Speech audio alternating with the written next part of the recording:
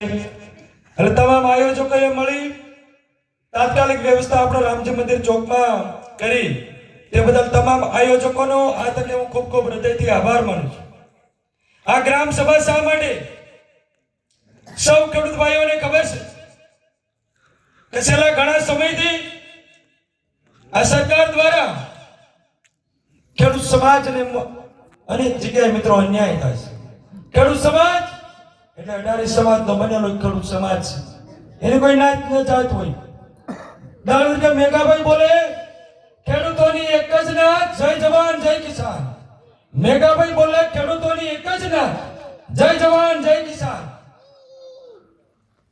કે હાલવું હોય ભલે રોડે રોડ, ભલે થોડો ફેર હોય, કાવો છે બાજરાનો રોટલો ભલે એમાં ઝેર હોય,